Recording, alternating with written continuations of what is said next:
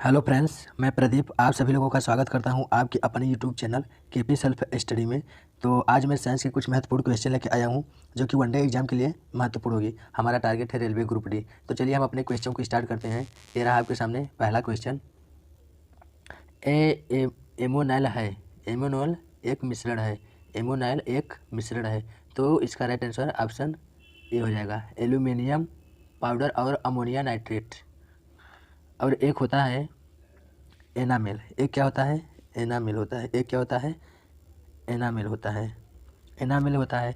इसमें इसका रासायनिक सूत्र क्या होता है? CaCO4 ट्वाइस, जिसे क्या बोलते हैं? Calcium phosphate. क्या बोला जाता है इसको? कैल्शियम फास्फेट कहते हैं। कैल्शियम फास्फेट कहते हैं।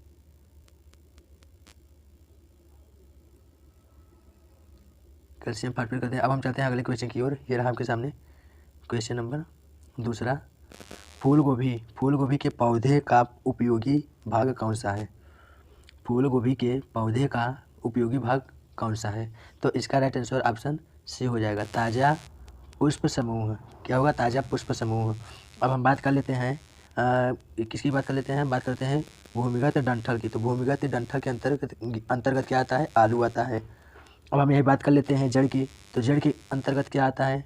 तो जड़ के अंतर्गत आता है शलजम गाजर। क्या आता है? शलजम गाजर जड़ के अंतर्गत आते हैं। अब हम यही बात कर लेते हैं पत्ते की। हम बात कर लेते हैं पत्ते की। तो पत्ते के अंदर क्या आता है? पत्ता गोभी आता है। क्या आता है? पत्ता गोभी आता है। तो इसका राइट आंसर क्या होगा? इसका राइट आंसर ऑप्शन सी हो जाएगा। अब हम चलते हैं क्वेश्चन नंबर तीसरे की ओर। ये रहा आपके सामने क्वेश्चन नंबर तीसरा। मिर्च की तीक्ष्णता का कारण है। मिर्च का तीक्ष्णता का कारण है। तो इसका राइट आंसर ऑप्शन बी हो जाएगा, कैप्सेइसिन की उपस्थिति के कारण मिर्च में तीक्ष्णता आती है। तो और हम बात कर लेते हैं जैसे लाइकोपिन की। लाइकोपिन में क्या होता है? लाइकोपिन के कारण ही टमाटर लाल होता है। लाइकोपिन के कारण टमाटर का रंग लाल होता है। अब हम बात कर लेते हैं कैरोटीन की। कैरोटीन के कारण दूध का रंग पीला होता है। क्या होता है? दूध का रंग पीला होता है। अब हम बात कर लेते हैं एंथोसायनिन की। हम किसकी बात कर लेते हैं? हम बात कर लेते हैं एंथोसायनिन की। तो एंथोसायनिन में क्या होता है? बैगन का रंग नीला होता है। क्या होता है? बैगन का रंग नीला होता है। एंथोसायनिन के कारण बैगन का रंग नीला होता है। अब हम चलते हैं क्वेश्चन नंबर 4 की ओर। यह रहा आपके सामने क्वेश्चन नंबर 4। प्रोटीन की कमी से कौन सी बीमारी होती है? प्रोटीन की कमी से कौन सी बीमारी होती है? तो इसका राइट आंसर ऑप्शन ए हो जाएगा, क्वार्सियोरकर। क्या होगा? क्वार्सियोरकर होगा। और प्रोटीन की कमी से दो रोग होता है। प्रोटीन की कमी से दो प्रकार के रोग होते हैं। एक बूढ़े में होता है। तो बूढ़े में जो होता है, बूढ़े आदमी में कौन सा रोग हो जाता है प्रोटीन की कमी से? तो क्वार्सियोरकर की कमी होता है रोग बूढ़े के में। अब बच्चे के अगर प्रोटीन, ये जो है प्रोटीन की कमी से बच्चे में कौन सा रोग होता है? प्रोटीन की कमी से बच्चे में कौन सा रोग होता है? तो बच्चे में मोसमस रोग हो जाता है। कौन सा रोग होता है? मोसमस रोग होता है। कौन सा रोग होता है?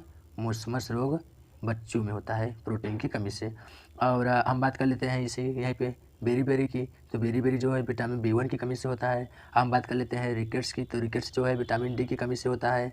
किसकी कमी से होता है? विटामिन डी की कमी से होता है। अब हम बात कर लेते हैं स्कर्वी की। तो स्कर्वी विटामिन सी के कारण होता है। किसके कारण होता है? विटामिन सी के कारण होता है। तो चलते हैं अगले क्वेश्चन की ओर। ये रहा आपके सामने क्वेश्चन नंबर 5वां। पाचन तंत्र में मौजूद रस में शामिल होता है।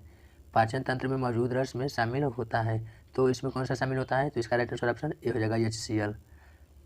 इसमें HCl। अब हम बात कर लेते हैं इसे NaCl और ये NaCl और KCl, ये दोनों क्या होते हैं? ये दोनों मिलकर क्या होते हैं? ये आयनिक बंधन होता है। इन दोनों के मिलकर क्या बनता है? आयनिक बंधन। क्या बनता है? आयनिक बंधन। दोनों को मिल के क्या बनता है? आयनिक बंधन बनता है। और ये जो है HNO3 जो है इसका ये क्या है? यह अम्लराज बनाने में प्रयोग करते हैं। इसका प्रयोग कहाँ करते हैं? इसका प्रयोग अम्लराज को बनाने में प्रयोग करते हैं। किस में प्रयोग करते हैं? अम्लराज बनाने में प्रयोग करते हैं। हम चलते हैं अगले क्वेश्चन की ओर। ये रहा आपके सामने क्वेश्चन नंबर 6वां नंबर। भोजन भोजन से प्राप्त ऊर्जा को कैसे मापा जाता है? तो भोजन की प्राप्त ऊर्जा से कैसे मापा जाता है? तो कैलोरी में मापा जाता है। किस में मापा जाता है? कैलोरी में मापा जाता है। और हम बात कर लेते हैं सामान्य मनुष्य में ऊर्जा। सामान्य मनुष्य में ऊर्जा कितना होता है? सामान्य मनुष्य में ऊर्जा कितना होता है? सामान्य मनुष्य में ऊर्जा कितना होता है? सामान्य मनुष्य में ऊर्जा कितना होता है? तो 2200 से 2200 से लेके 2300 कैलोरी होता है।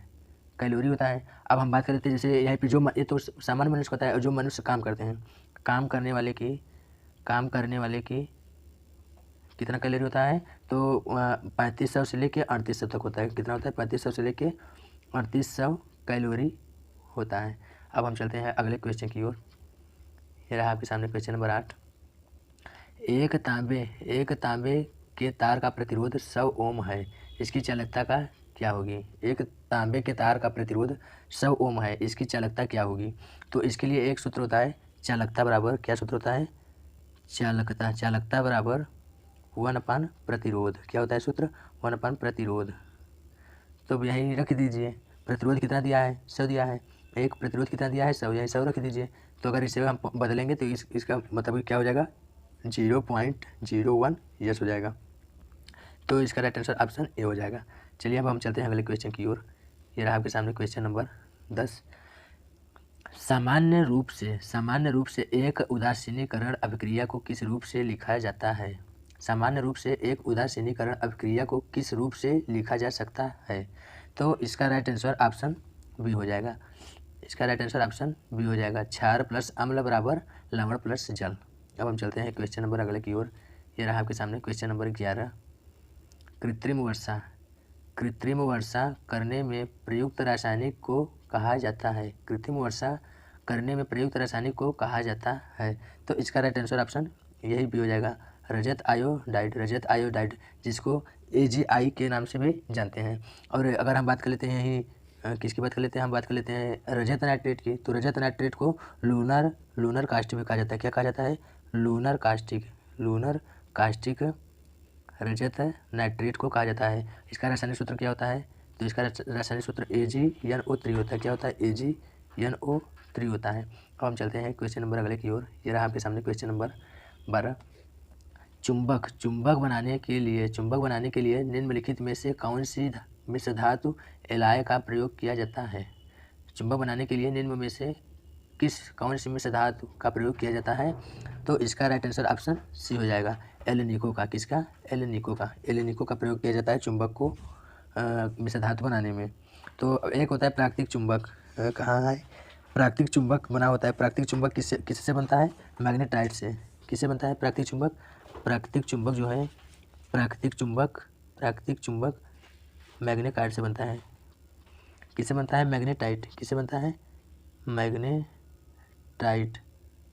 प्राकृतिक चुंबक मैग्नेटाइट से बनता है। अब हम चलते हैं अगले क्वेश्चन की ओर।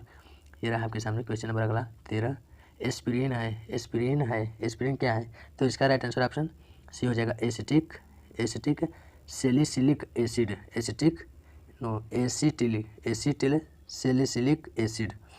एस्पिरिन यह एक मतलब यह किसके काम में आता है? यह एक दर्द निवारक दवा है। क्या है? यह एक दर्द निवारक दवा है। दर्द निवारक दवा है। अब हम चलते हैं क्वेश्चन नंबर अगले की ओर। ये रहा आपके सामने क्वेश्चन नंबर 10। Question number 14। दूध है तो इसका राइट आंसर ऑप्शन बी हो जाएगा, दूध है। दूध एक प्राकृतिक पायस यानी इमल्सन है। क्या है? दूध एक प्राकृतिक पायस इमल्सन है। अब हम बात कर लेते हैं नीलम्ब की। तो नीलम्ब क्या है? नीलम्ब जो है यह नाला पानी में होता है। नीलम्ब नाले पानी को कहा जाता है। नाला का पानी को क्या कहते हैं? नीलम्ब कहते हैं। अब हम चलते हैं अगले क्वेश्चन की ओर। ये रहा आपके सामने अगला क्वेश्चन नंबर 15। डॉक्टरों द्वारा प्रयोग किया जाने वाला स्टेथोस्कोप। यहाँ है स्टेथोस्कोप। प्रयोग किया जाने वाला स्टेथोस्कोप किस सिद्धांत पर काम करता है? तो इसका राइट आंसर ऑप्शन बी हो जाएगा, ध्वनि परावर्तन। अब हम कुछ लिख देते हैं यहाँ, जैसे है स्टेथोस्कोप है, और यहीं पे है पेरिस्कोप, क्या होता है पेरिस्कोप, क्या होता है पेरिस्कोप। और एक होता है केलिडोस्कोप, क्या होता है केलिडोस्कोप, क्या होता है केलिडोस्कोप। ये जो है ये तीनों किस पे काम करते हैं, ये तीनों ध्वनि परावर्तन में काम करते हैं, ध्वनि का परावर्तन में काम करते हैं। और एक होता है ऑप्टिकल फाइबर, क्या होता है ऑप्टिकल फाइबर, एक क्या होता है ऑप्टिकल फाइबर जो है यह पूर्ण आंतरिक परावर्तन पे काम करता है। किस पे करता है, पूर्ण आंतरिक परावर्तन, किस पे काम करता है, पूर्ण आंतरिक परावर्तन पर काम करता है, आंतरिक परावर्तन पर काम करता है। अब हम चलते हैं क्वेश्चन नंबर अगले की ओर। ये रहा आपके सामने अगला क्वेश्चन रिपीट हो गया, ये रहा। अब चलते हैं, ये रहा आपके सामने क्वेश्चन नंबर 16। पानी में हवा का बुलबुला व्यवहार करता है, पानी में हवा बुलबुला व्यवहार करता है, तो इसका राइट आंसर ऑप्शन बी हो जाएगा, अवतल लेंस की भांति। अब हम बता देते हैं आपको, अगर ऐसे जो बना रहता है इसे क्या कहते हैं, उत्तल लेंस, यह उत्तल लेंस होता है, उत्तल लेंस ऐसे बनता है। और अब यहीं हम बात कर लेते हैं अवतल लेंस, तो इसे क्या कहते हैं, इसे कहते हैं अवतल लेंस, क्या कहते हैं अवतल लेंस। तो इसका राइट आंसर ऑप्शन बी हो जाएगा, अवतल की लेंस की भांति। अब हम चलते हैं अगले क्वेश्चन की ओर। ये रहा आपके सामने क्वेश्चन नंबर अगला, क्वेश्चन नंबर 17। ये रहा आपके सामने क्वेश्चन नंबर 17। पानी की एक बाल्टी को केवल एक हाथ में ले जाते समय, पानी की एक बाल्टी को केवल एक हाथ में ले जाने के बजाय दो बाल्टियों को अलग अलग दोनों हाथों में ले जाना आसान होता है, क्योंकि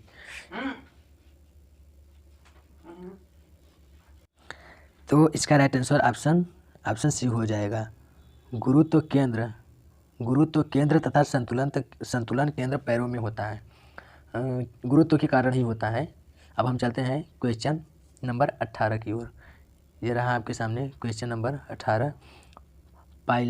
पायलट लक्ष्य को निशाना बनाने के लिए बम गिराता है, पायलट निशाना बनाने के लिए बम गिराता है, तो बम कब गिराता है, लक्ष्य से ठीक पहले। कहाँ गिराता है, लक्ष्य से ठीक पहले। अब हम चलते हैं क्वेश्चन नंबर अगले की ओर। ये रहा आपके सामने क्वेश्चन नंबर अगला, क्वेश्चन नंबर 19। इसका पढ़ लीजिए। रेल की पटरियों अपने वक्रों पर किस कारण से बैंक की गई होती हैं, तो इसका राइट आंसर ऑप्शन यही सी होगा, इसका राइट आंसर ऑप्शन सी हो जाएगा, इसका राइट आंसर ऑप्शन सी हो जाएगा। इसका राइट आंसर ऑप्शन सी होगा। रेल के भार के क्षैतिज घटक से आवश्यक अभिकेंद्री बल प्राप्त किया जा सकता है, तो रेल की पटरियों का ये वाला 19 का आंसर ऑप्शन सी हो जाएगा। अब हम चलते हैं क्वेश्चन नंबर 20 की तरफ। ये रहा, और जो कि आज का क्वेश्चन लास्ट क्वेश्चन है। संवातक कमरे की छत के निकट लगाए जाते हैं, संवातक कमरे की छत के निकट लगाए जाते हैं, क्योंकि इसका राइट आंसर ऑप्शन यही बी हो जाएगा, इसका राइट आंसर ऑप्शन बी हो जाएगा। उनसे कमरे में क्रॉस वेंटिलेशन मिलता है, क्या होता है, वेंटिलेशन मिलता है। अब वेंटिलेशन मतलब क्या होता है, ये जो है वेंटिलेशन है, इसका मतलब क्या होता है, इसका मतलब ये होता है, इसका काम ये होता है गर्म हवा को, इसका काम क्या होता है, गर्म हवा को बाहर भेजती है, गर्म हवा को बाहर करती है, और ठंडी हवा को अंदर भेजती है। तो आपने देखा होगा घरों में लगी रहती है, वहाँ छत के ऊपर लगाया जाता है, निकट लगाया जाता है, छत के निकट। तो उसमें क्या होता है, गर्म हवा जो है वह कमरे की जो गर्म हवा रहती है उसको बाहर करती है, और बाहर की जो ठंडी हवा रहती है उसको अंदर लेती है। तो फ्रेंड्स, क्वेश्चन कैसा लगा, आज के लिए बस इतना ही क्वेश्चन। अगर क्वेश्चन अच्छा लगे तो लाइक एंड सब्सक्राइब जरूर करें, और क्वेश्चन में अगर डाउट हो गई तो कमेंट बॉक्स में ज़रूर कमेंट करें। तो फ्रेंड्स, आज के लिए बस इतना ही, और आगे की क्वेश्चन कल। तो फिर क्वेश्चन अगर अच्छा लगे तो लाइक एंड सब्सक्राइब जरूर करें। जय हिंद, जय भारत।